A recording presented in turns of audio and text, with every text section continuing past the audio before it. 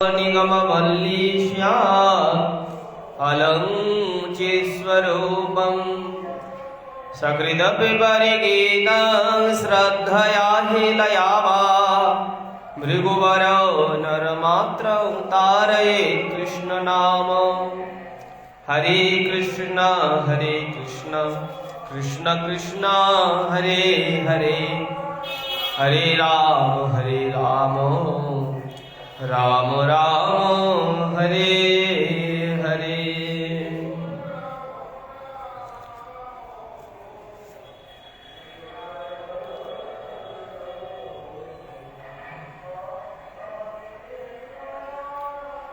अखिल रसामृत घन विग्रह करुणार सिंधु जगत बंधु श्री चैतन्य महाप्रभु তাহার অশেষ বিশেষ অহৈতুকী অনুকম্পায় জগজ্জীবের এমত সৌভাগ্য লাভ হয় কি রাধা কুণ্ড তটে সেই ব্রজরস কথা স্বাদন প্রাপ্তি হয়। এমত কথা যোগিনামপি দুর্লভা, যোগীগণের জন্য যা দুর্লভ, যা দেবতারা পেতে চাইলেও অমৃত কলসের সহিত যার বদল করতে চেয়েছিলেন, যে কথার সহিত তারা তার বদল করেননি, পারেননি, অতএব কথার সহিত তার তুলনা হয় না।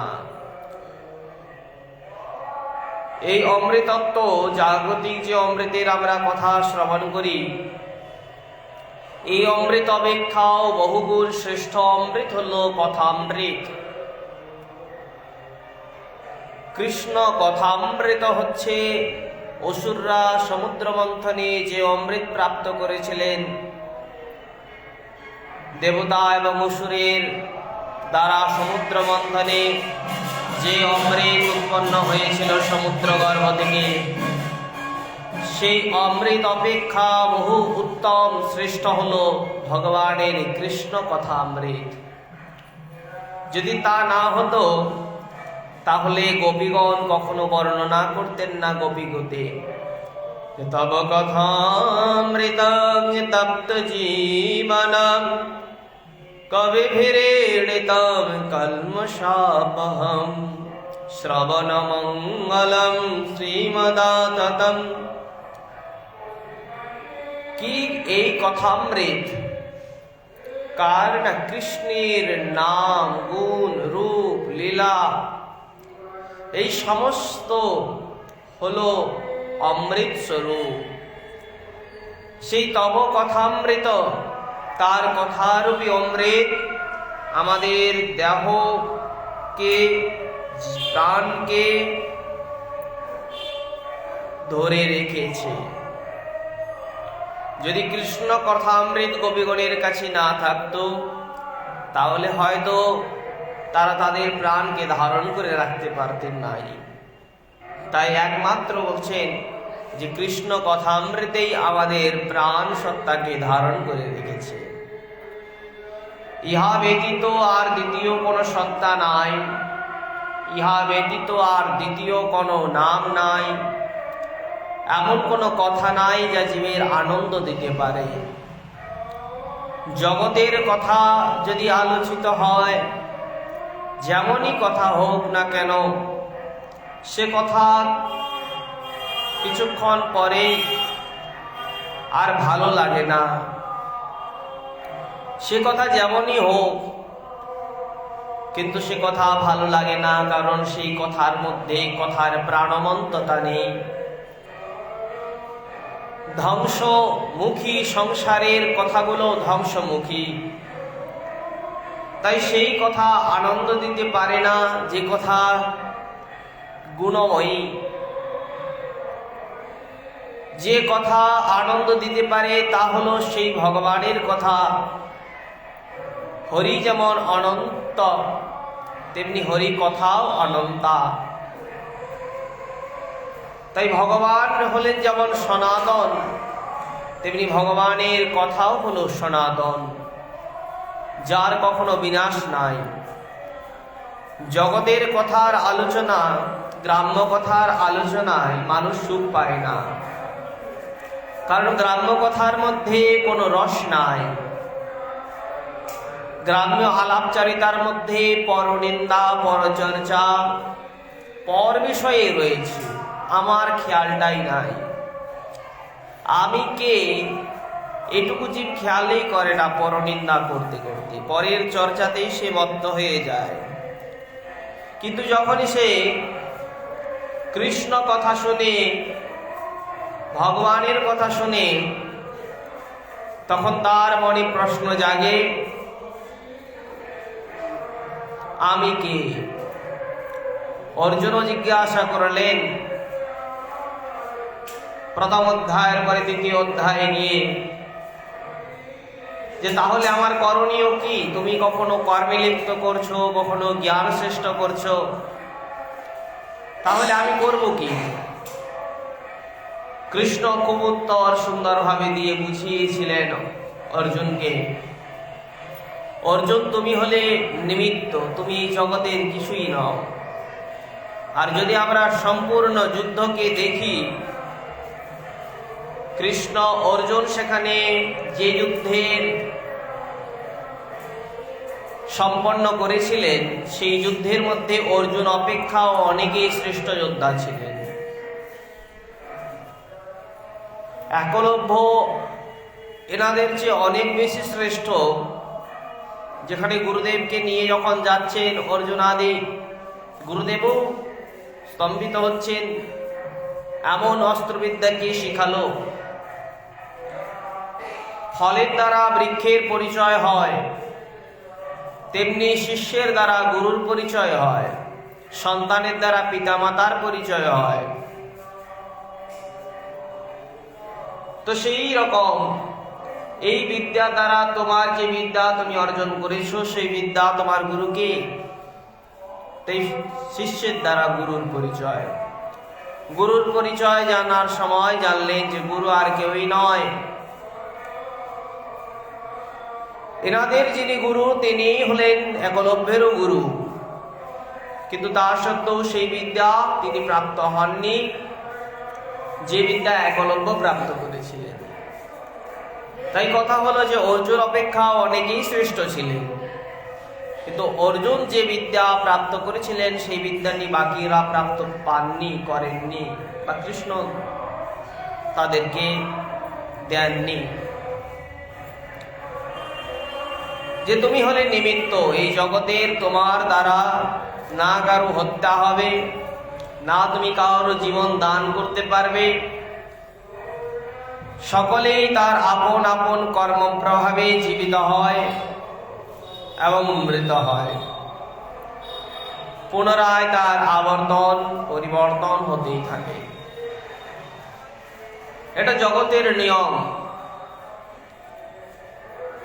যেমন কহ কম শক্ত রক্ষতি মৃত্যু কালে, রজ্জু ছেদে কে ঘটব ধারয়ন্তি, एवं लोकस्तुल्यो धर्मो वनानां, काले काले छिद्यते रुह्यते च।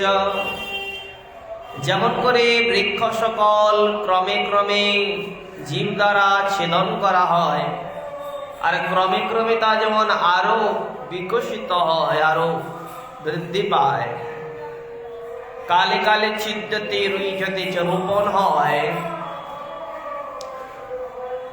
আবার সৃষ্টি হয়, ধ্বংস হয়। এই যে যেমন লীলা চলছে, তেমনি জীব জগতেও তেমনই লীলা চলছে। এখানে অশ্রেষ্ঠ কেউ নাই, এখানে মৃত কেউ নাই, এখানে নিত্য অমৃতস্য পুত্রা, সকলে অমৃতের পুত্র। তাই মৃত হবার বা মৃত্যত্বের কোনো অবসরেই নেই, সকলেই সচ্চিৎ আনন্দের অংশ। কিন্তু কথা হলো আপনার স্বরূপ কি এ ভুলে গিয়েছে পরকে দেখতে গিয়ে। পরমুখী হতে হতে জীব আত্মমুখী হতে ভুলে যায়। তাই যখন সেই কৃষ্ণ কথার দিকে অগ্রসর হয়, সর্বপ্রথম সে আত্মস্বরূপের পরিচয় পায়। সেই আত্মস্বরূপের পরিচয় যথার্থ পরিচয় তাকে অগ্রসর করায় সেই সচ্চিদানন্দ স্বরূপ ভগবানের চরণপদ্মের মকরন্দ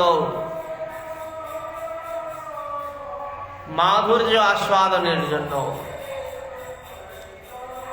তার চরণ পদ্মে সেই প্রেম মধু আস্বাদনে জীব ধাবিত হয় যখন সে আত্মস্বরূপকে জেনে যায়।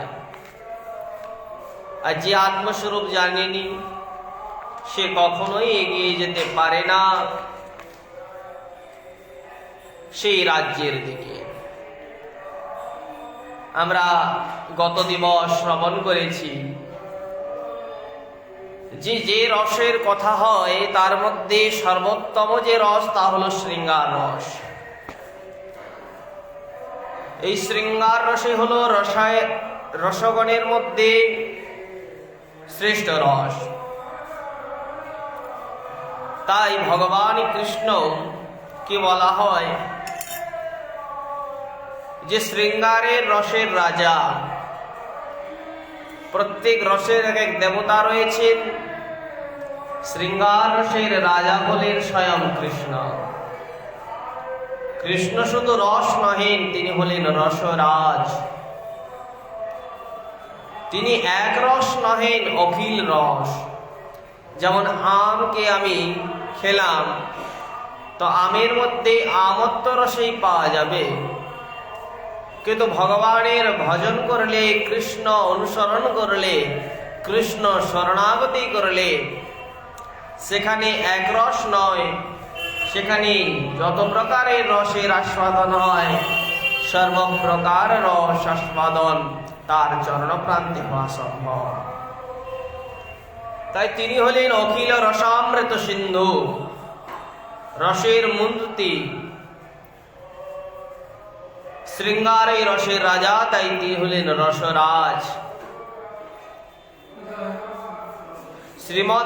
শ্রী ভগবানের ন্যায় তাহার স্বরূপ শক্তি ভক্তিরও সপ্রকাশতা সিদ্ধির জন্যই ভক্তির আবির্ভাবে অন্য কোনো হেতুর অপেক্ষা নাই। অতএব ভক্তিকে জাগ্রত করতে গেলে এখানে আর কোনো হেতুর অপেক্ষার প্রয়োজনীয়তা নাই যদি রসরাজের শরণাপন্ন হওয়া যায়। ভগবানের ন্যায় তাহার স্বরূপ শক্তি ভক্তিরও সপ্রকাশতা সিদ্ধির জন্যই ভক্তির আবির্ভাবে আর অন্য কোনো হেতুর তাই অপেক্ষা লাগে না। যাহার দ্বারা অধুক্ষজ শ্রী ভগবানের অহৈতুকী ও অপ্রতিহতা ভক্তি জন্মে ইত্যাদি ভাগবত বাক্যে হেতু বিনায় ভক্তির আবির্ভাব কথিত হইয়াছে। অতএব ভক্তি আবির্ভাবের জন্য কোনো হেতুর প্রয়োজনীয়তা নাই, শুধু শরণাগতির প্রয়োজনীয়তা। সেইরূপ যদৃচ্ছা ক্রমে আমার কথায় কথায় জাত শ্রদ্ধ, মানে যদৃচ্ছায় আমার ভক্তি প্রাপ্য ও যদৃচ্ছায় ভক্তির উদয় হয় ইত্যাদি ভগবত বাক্যের যদৃচ্ছা শব্দের অর্থ স্বেচ্ছায় বুঝিতে হইবে। ভগবানের প্রতি যে মনোনিবেশ করেছে তার সহজেই ভক্তি প্রাপ্ত হয়ে যায়। মামেকং যে প্রপদ্যন্তে মায়ামেকাং তরন্তি তে, তিনি স্বয়ং ভক্তি দান করে থাকেন এবং সেই ভক্তির জন্য কোনো হেতুর প্রয়োজনীয়তা নাই। ভগবান স্বেচ্ছায় যদুবংশ, রঘুবংশ প্রভৃতিতে শ্রীকৃষ্ণ রামাদি রূপে অবতীর্ণ হন, আবার ভক্তের অন্তরিন্দ্রিয় বহিরেন্দ্রিয়ে স্বেচ্ছায় স্ফুরিত অনুভূত হন। অতএব ভগবানকে অনুভব করার মতো আমাদের কোনো ইন্দ্রিয় শক্তি নাই। আমাদের ইন্দ্রিয় দ্বারা ভগবানকে অনুভব করা যেতে পারে না। তাহলে এই ভগবানের অস্তিত্বের অনুভব কখন হয় না? তিনিই তার স্বেচ্ছায় কি করেন? অনুভব করান। তিনি তার স্বেচ্ছাতেই অনুভব করান যে আমার অস্তিত্ব আছে। অনেকের ভগবানের অস্তিত্বের অনুভব হয় না, তার কারণ হলো যে তাদের মধ্যে এখনো ভগবান সেই শক্তি সম্পাদন করেননি। তিনি যখন ইচ্ছা করেন তখনই তার মধ্যে, সেই ইন্দ্রিয়ের মধ্যে শক্তি সঞ্চারণ করে দিয়ে আপনার প্রকাশ ঘটান এবং অনুভব করান। তার শক্তি বিনা, তার কৃপা বিনা কেহই কখনো সেই বিষয় অনুভব করতে পারে না।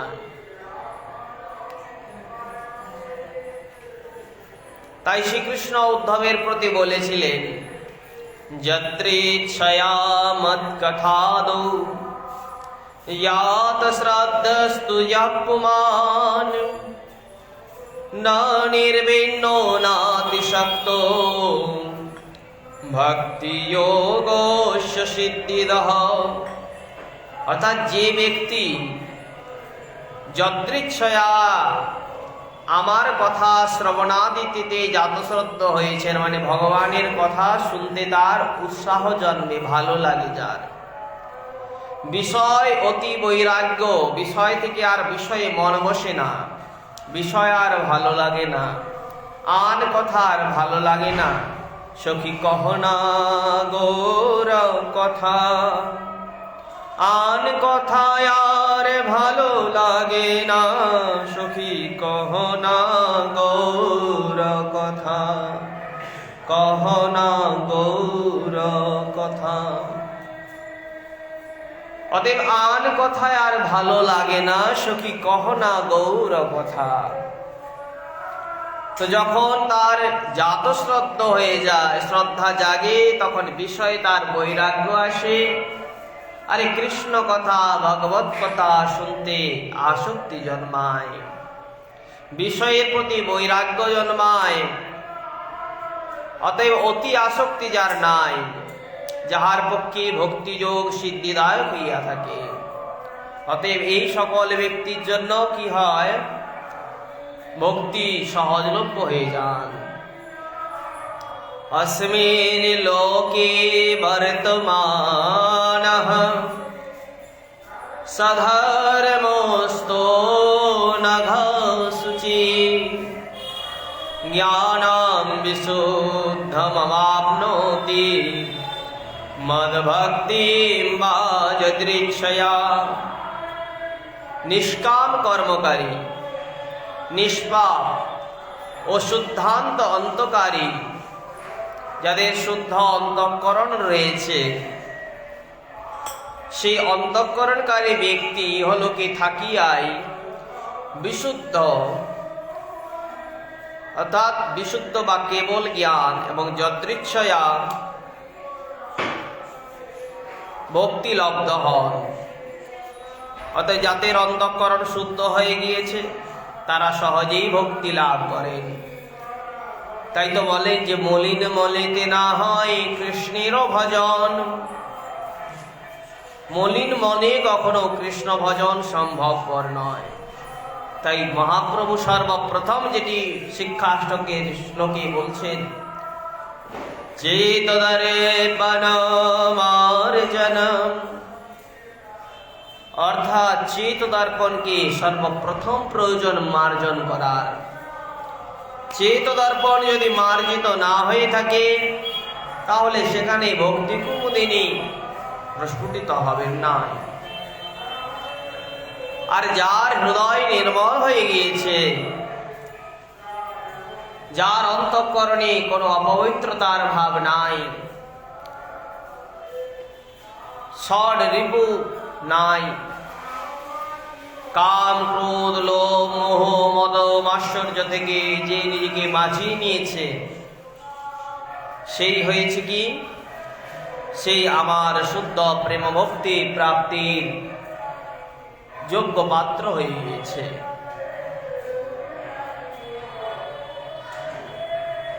কেহ কেহ এই যদৃচ্ছা শব্দে কোনো ভাগ্যক্রমে এইরূপ ব্যাখ্যা করিয়া থাকেন। অনেকে বলেন যদৃচ্ছা মানে পেতেও পারো আবার নাও পারো, অতএব পেলেও কোনো ভাগ্যতে পেতে পারো, এমন ব্যাখ্যা অনেকেই করেন।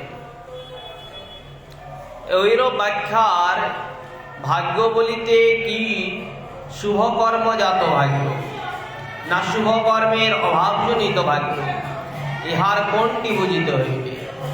যদি শুভকর্ম জন্য ভাগ্য বলা যায়, তা হইলে ভক্তি শুভকর্মের অধীনে রূপ বুঝায়, আর ভক্তির সব প্রকাশত্ব হানি ঘটে। ভক্তি তো কোনো শুভকর্মের অধীন নন। দ্বিতীয়ত, ওই ভাগ্যে যদি শুভকর্মের অভাব জন্য বলা হয়, তবে ভাগ্যের অনিশ্চয়তাতেই উহা অজ্ঞেয় হয়ে পড়ে, অজ্ঞেয় হয়ে যায়। ভাগ্য উদয়ের কারণ অজ্ঞাত হওয়ায় উহা অসিদ্ধ হইয়া যায়। ভাগ্য উদয় অসিদ্ধ হয়ে যাওয়ার কারণে ভক্তিরও উৎপন্নতা অসিদ্ধত্ব হয়ে যায়। তাই বলছেন কি, ভাগ্য উদয়ের কারণ যদি অজ্ঞাত হওয়ায় ইহা অসিদ্ধ হয়ে যায়, যাহা নিজেই অসিদ্ধ তাহা আবার অন্যের কারণ হইবে কি রূপে? অতএব যেমন জগৎবাসী জীব যদি নিজেই দুঃখী থাকে, সে অপরের সুখী করবে কি রূপে? জীব অপরকে ধরে সুখের বাসনা, দুঃখীকে ধরে সুখ প্রাপ্তির বাসনার মতো, যা আকাশ কুসুম স্বপ্নের মতো, কখনোই পরিণতি হয় না। তেমনি ভক্তি কোনো শুভকর্মের অধীন নয় বা অশুভ কর্মের দ্বারাও নয়।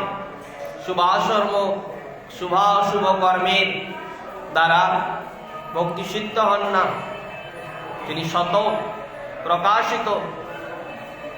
ভগবত কৃপাকেই যদি উহার কারণ বলিয়া নির্দেশ করা যায় ভক্তি উদয়ের, তবে ওই কৃপার আবার হেতু অন্বেষণের প্রবৃত্তি হয়। উত্তরোত্তর কারণ অনুসন্ধানের পরে উহা দ্বারা কোনো হেতুরই স্থিতি না হওয়ায় উহাতে অনাবস্থা দোষ ঘটে। কিন্তু তাহার নিরুপাধি বা অহৈতুকী কৃপার ফলে ভক্তির উদয় হয়, ইয়া ধরিয়া লইলে ওই অহৈতুকী ভাগবত কৃপা সকল স্থানেই দেখা যায়। পরন্তু কোন কোন স্থলে দেখা যায় বলিয়া তাহাতে শ্রী ভগবানে বৈষম্য দোষের প্রসঙ্গও ঘটে। কিন্তু দুষ্ট ইন্দ্রিয়ে, দুষ্ট নিগ্রহে এবং স্বভক্ত পালনে ভগবানের যে বৈষম্য, ইহা তাহার পক্ষে দূষণ না হইয়া ভূষণ স্বরূপেই হইয়া থাকে। শ্রী ভগবানের ভক্তবাৎসল্য রূপ এই গুণ অন্যান্য সকল গুণকে পরাজিত করিয়া সর্বশ্রেষ্ঠ হইয়া সর্বোপরি বিরাজ করিয়া থাকে। এই গ্রন্থের অষ্টম দৃষ্টিতে এই বিষয়ের বিশেষ ব্যাখ্যা করা হবে। অতএব ভগবান হলেন ভক্ত পরাধীন। ভগবানের আর দ্বিতীয় কোনো পরিচয়ের অবকাশের প্রয়োজনীয়তা নাই। তিনি স্বয়ং যখন ঘোষণা করলেন আহম ভক্ত পরাধীন, তখন আর দ্বিতীয় পরিচয়ের কি প্রয়োজন? তাই শিল গ্রন্থকার শ্রীমদ্ ভাগবতের যদৃচ্ছা শব্দের কথা বলতে গিয়ে বলছেন যে যদৃচ্ছা শব্দের স্বেচ্ছা এই প্রকার ব্যাখ্যা করিয়া ভক্তির স্বপ্রকাশতা ধর্ম প্রতিপাদন করিয়াছেন। পূর্বোক্ত যদৃচ্ছয়া মৎকথাদৌ, এই শ্লোকের যদৃচ্ছা শব্দের ব্যাখ্যায় শ্রীধর স্বামী লিখছেন যে ইহাতে শুভকর্মজনিত ভাগ্য কিংবা ভগবানের কৃপাজনিত ভাগ্যকে ভক্তি প্রাপ্তির হেতু মনে করিলে ভক্তির স্বাতন্ত্র্যের বা সপ্রকাশতা ধর্মের হানি হয় বলিয়া শিল গ্রন্থকার কেনাপি ভাগ্যোদয়েন এই টিকায় ওই প্রকার ব্যাখ্যাকেই নিরসন করিয়া ইহার প্রকৃত অর্থ, অর্থাৎ কোনো ভাগ্য বলিতে যাদৃচ্ছিক মহৎ সঙ্গ মহৎ কৃপাজনিত ভাগ্য, ইহাই নিরূপণ করিতেছেন। অতএব মানুষ ভাবে যে কোথাও দান করলে, পূজা করলে আমার ভক্তি লাভ হবে। বলছে যে এমন কোনো ভক্তির এমন কোনো উপায় নাই যে উপায়ের আচরণ করলে বা এইভাবে পুজো দিলে আমার ভক্তি লাভ হবে। এমন কোনো দান নাই যে দানের দ্বারা ভক্তি লাভ হবে। ভক্তি হলেন স্বপ্রকাশিত। ভক্তি লাভ করতে গেলে কোনো কারণের প্রয়োজনীয়তা নাই। যদি কোনো কারণের প্রয়োজনীয়তা হয় তাহলে ভক্তি হয়ে যাবেন স্বপ্রকাশিত যে ধর্ম, সেটা লোভ হয়ে যাবে। তাই ভক্তি প্রাপ্তির জন্য শুধু চাতক পাখির মতো চেয়ে থাকা, সেই চরণ দিকে গুরুপাদ আশ্রয়ে থেকে মহতের কখন কৃপা হবে আর কখন আমার ভক্তি লাভ হবে। তাই কখনো যদৃচ্ছা নিজের ইচ্ছায় লাভ তো সম্ভব নয়। ভগবত ইচ্ছা হলেই, স্বপ্রকাশিত হলেই ভক্তি আপনা আপনি হৃদয়ে জেগে ওঠেন। হঠাৎ করে দেখা যায় কোনো একজন মদিরা আসক্ত ব্যক্তি, যে কখনো তার কাছ থেকে আশা করা যায় না যে কখনো এই সব ছেড়ে দিয়ে ভগবতমুখী হবে, কিন্তু সেই ব্যক্তিও অকস্মাৎ দেখা যায় সব কিছু ছেড়ে দিয়ে ভক্তি রাজ্যে চলে গিয়েছে। অতএব কখন যে কার মধ্যে ভক্তি জাগ্রত হয়ে যাবেন কেউ জানে না। কোন স্থানে ঘুরে ফিরে তীর্থাদি পর্যটন করলেও ভক্তি জাগ্রত হবে কোনো নিশ্চয়তা নেই। তবে যদি ভাগ্যে থাকে তবে ভক্তি স্বপ্রকাশিত হয়ে ধরা দেন, হৃদয়ে জাগ্রত হন সেই ভাব। যেমন মায়ের মমতা সন্তানের প্রতি, এটা স্বাভাবিক। যে মাত্রে সন্তান হলো বা সন্তান হওয়ার বহু পূর্ব থেকে সেই নারীর মধ্যে সন্তানের প্রতি একটি মমতার ভাব থাকে, যেটি অপ্রকাশিত থাকে কিন্তু ক্ষণিক ক্ষণিক প্রকাশিত পায় অন্য সন্তানের দিকে। কিন্তু যখন তার নিজ সন্তান হয় তখন তা পূর্ণ প্রকাশিত হয়ে যায়। ঠিক সেই রকমই ভক্তি কখন প্রকাশিত হবে তা কেউই জানেন না। তাই কোনো শুভ কর্মের দ্বারাই ইহা সিদ্ধ নয়। মহৎ সঙ্গ মহৎ কৃপা জনচিত ভাগ্য ইহা নিরূপণ করিতেছেন। কোন ভাগ্য? এই যে বলে যে অনন্তকাল ভ্রমিতে ভ্রমিতে জীব, কোন ভাগ্যবান জীব গুরু কৃষ্ণ প্রসাদে পান ভক্তিলতা বীজ। অতএব কোন ভাগ্যবান জীবের কথা বর্ণনা হয়, মহৎ কৃপায় লাভ করেন। শুভকর্ম করিলে, অতএব যদৃচ্ছা শব্দের যদি কোনো ভাগ্য বলিয়া ব্যাখ্যা করা যায় তাহা হইলে প্রশ্ন হবে, ভাগ্য কিসের দ্বারা জাত? তাহলে ভাগ্য কি থেকে হয়? আমরা যে ভাগ্যের দোষ দিই, সে ভাগ্যটি কোথা থেকে হলো? ভাগ্য তো আমাদের এই কর্মজাত প্রারব্ধ। এক কথায় তাকে আমরা প্রারব্ধ ফলকে ভাগ্য বলছি। তা তো শুভকর্ম করিলে এই প্রকার ভাগ্য সঞ্চয় হয়। যদি সেই শুভকর্ম জনচিত ভাগ্য স্বীকার করা যায় তবে ভক্তি শুভকর্মের অধীন হইয়া যান। তাহলে তো ভক্তিকে শুভকর্মের অধীন বলা যেতে পারে।